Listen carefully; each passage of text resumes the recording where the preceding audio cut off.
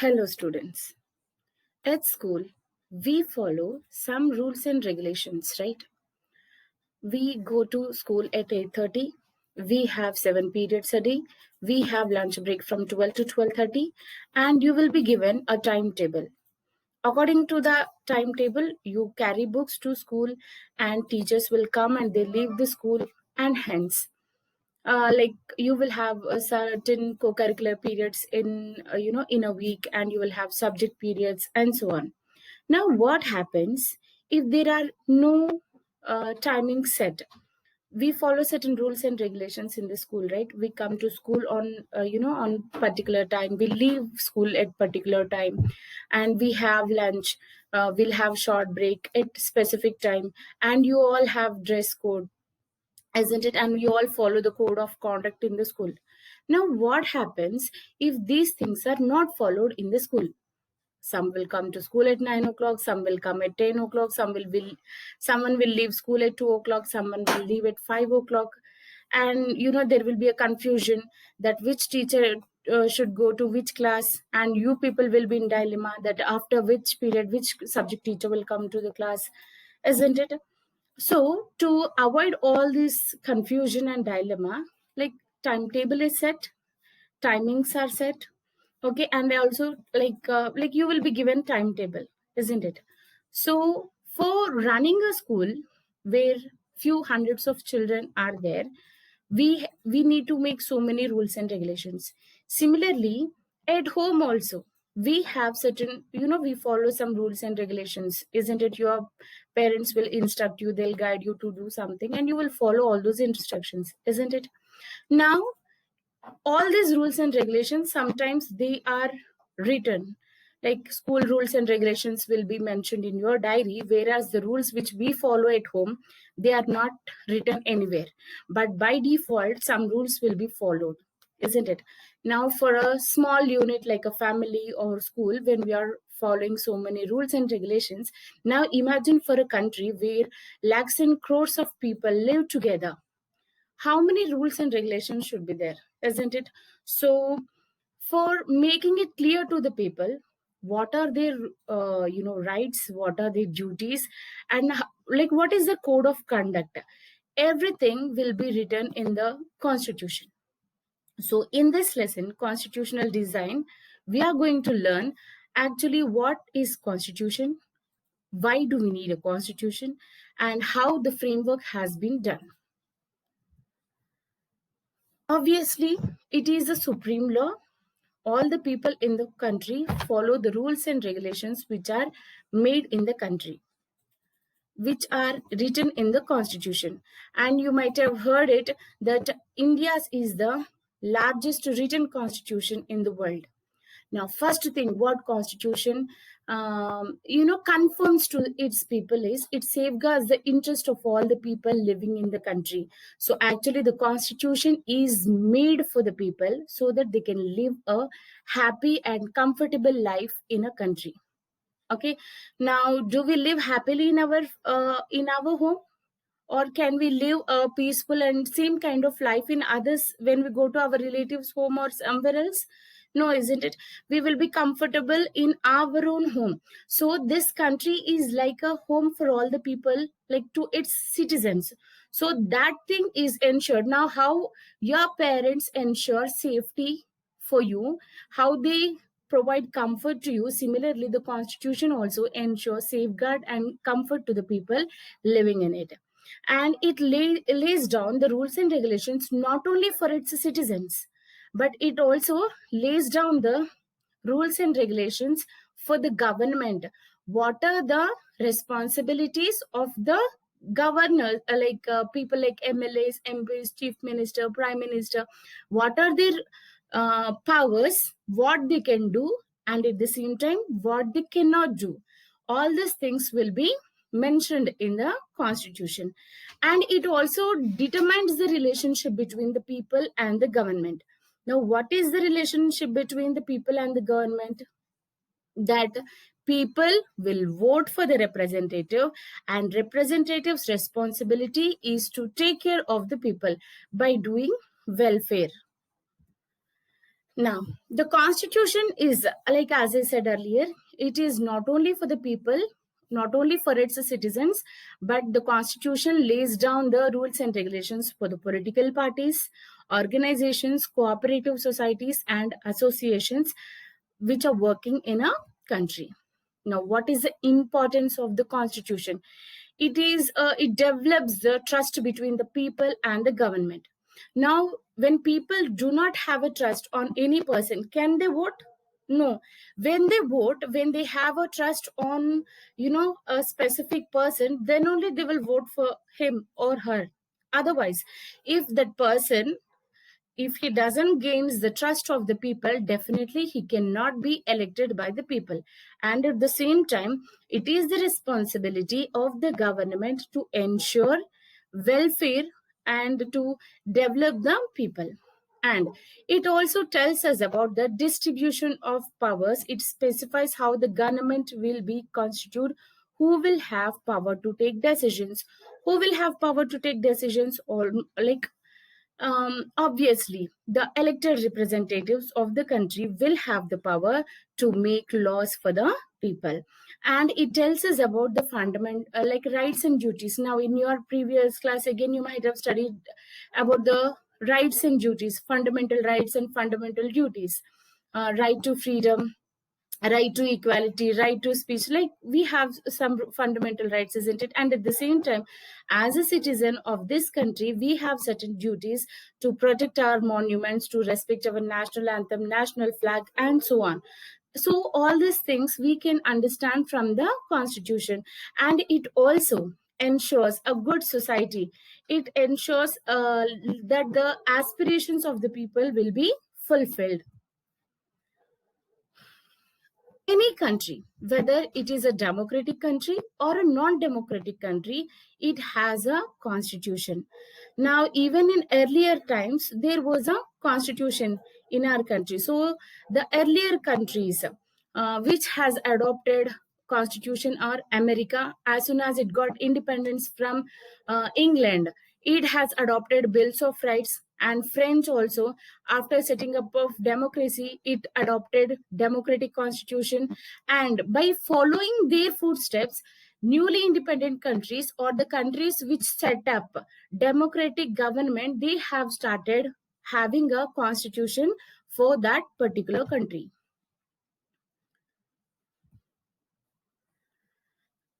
During the partition, after independence, like India was divided, isn't it? Pakistan and Bangladesh got separated from India, right? As West Pakistan and East Pakistan. And during the partition time, many people were killed in the riots, isn't it? And it was very difficult. It was a very difficult situation for the Indian national leaders to handle such situation. And one more challenge where the Indian leaders had to face is India do not had the experience of self-governing because for almost 2 centuries it was under the control of British control. So there was no self-governing experience for the people. Now India is a vast country. Now governing so many people is a big task in front of the Indian national leaders. And at the same time, Britishers also, they gave permission for the princely kings that if they want, they can merge into the Indian Union, otherwise they can remain as the independent kings. Now one more challenge where the national leaders had is, merging all the princely states into one big union. So it was not a simple task, and at the same time they had to do benefit for all the people. Now under British rule, Indians faced lots of troubles. Lots of economic inequalities were there, social inequalities were there, caste based inequalities were there. So in short, people were exploited. So they dreamt of a nation where all their aspirations or all their dreams will be fulfilled. Now it is the responsibility of the Indian national leaders to prepare a constitution in such a way that all the dreams of the people come true. So where there are no differences in the society, whether it is caste based or economic based or whatever, gender based, Okay, they wanted to ensure a free and happy life for the people after, passing through so many sufferings which were given by the Britishers. And one lucky thing what Indians did is, they did not wait till the end of, the independence process. During the freedom struggle itself, the drafting of the constitution has started. So Motilal Nehru and 8 other Congress leaders, they have drafted the Constitution of India in the year 1928, and another session was held at Karachi where they have made the outline of our constitution. And then itself, they have planned for the universal adult franchise. Now you know that all the people who have completed 18 years of age, they are eligible for voting irrespective of their caste, gender, and so on. And they also wanted to ensure right to freedom and equality. They will be free, and at the same time equal opportunities to will be given to the people, again irrespective of their whatever background they are from. And it is to protect the rights of the minorities. And we know that there were certain background classes in our country, backward castes were there, who were discriminated, or who were like not much development was seen by those castes. So they wanted to ensure certain rights for those people also. And during this time, again, one more fortunate thing was, few educated Indians were there who have the idea of political and legislative institutions of the British, like which they could easily implement in our country, like how to run a legislative, how to make decisions, like in the legislative, how to form political parties and all. Now these all things helped when, like as they observed the ruling of the British very keenly. And constituent assembly. Constituent assembly is like a parliament before independence. Now it is, the drafting committee has made the constitution, and the draft, it is done by an assembly of elected representatives. Now, how the members of parliament are elected? Through voting, isn't it? So before independence, from few provinces, few elected representatives were selected, and these representatives formed a constituent assembly. In short, it is like a parliament before independence. So from this constituent assembly, 299 members were selected to draft the constitution. So this committee was called as drafting committee, and the responsibility of these people is to prepare a constitution which expresses the aspirations of all the people living in the country. And obviously you know that Dr. B.R. Ambedkar was the chairman of this drafting committee. And it was not easy. They had to, Indian constitution is called as bag of borrowings. Already they have read the constitution which was prepared in 1928, and which was made in Karachi sessions.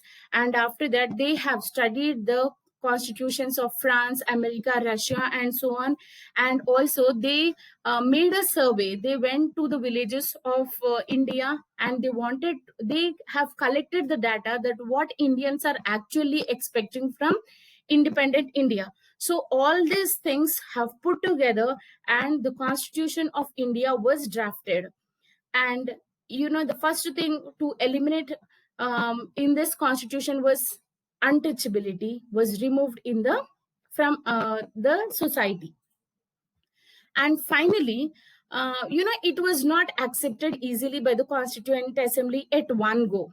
There were several rounds of discussions, like what to be included in the constitution and what to be removed from the, drafted constitution.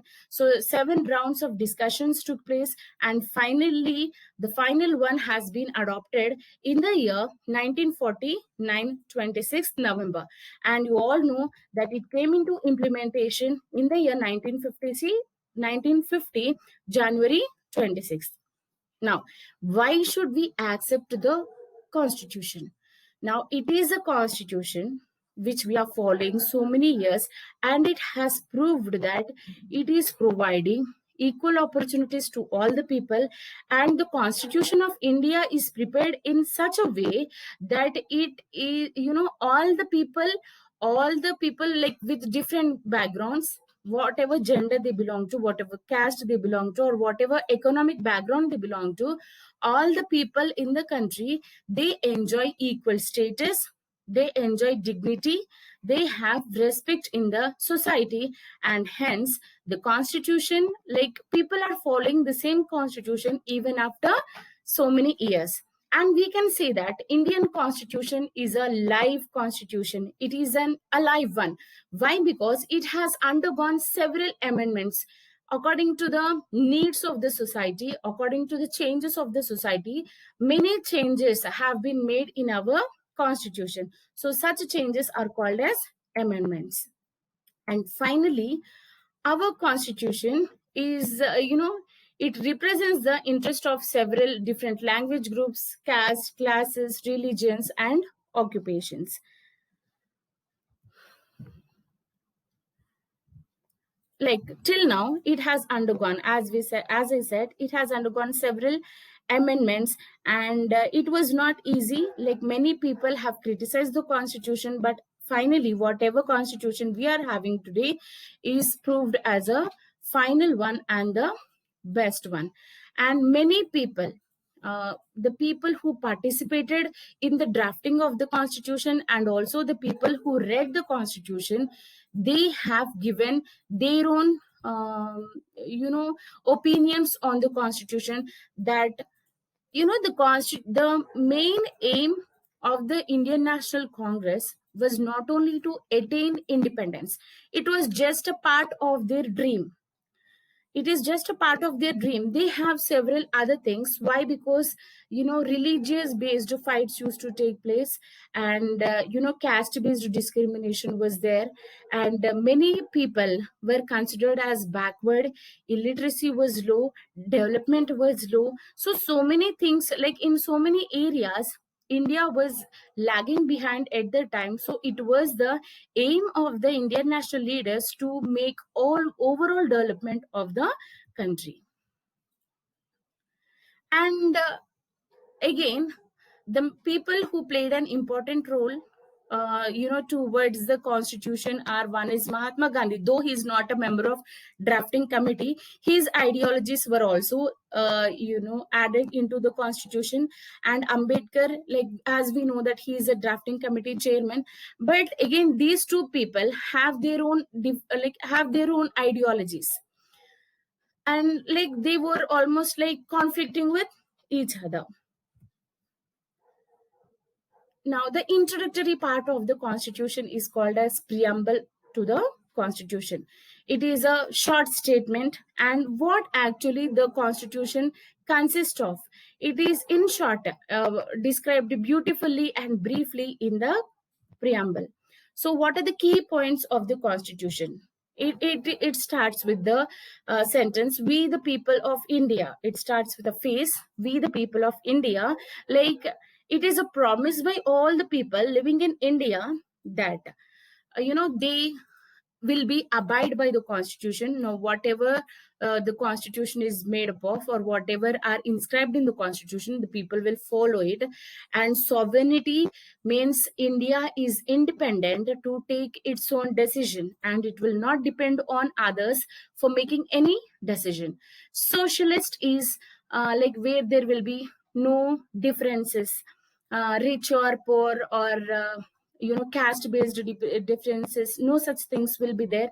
And secular, and we know that India is a secular country, it is a multi religious country.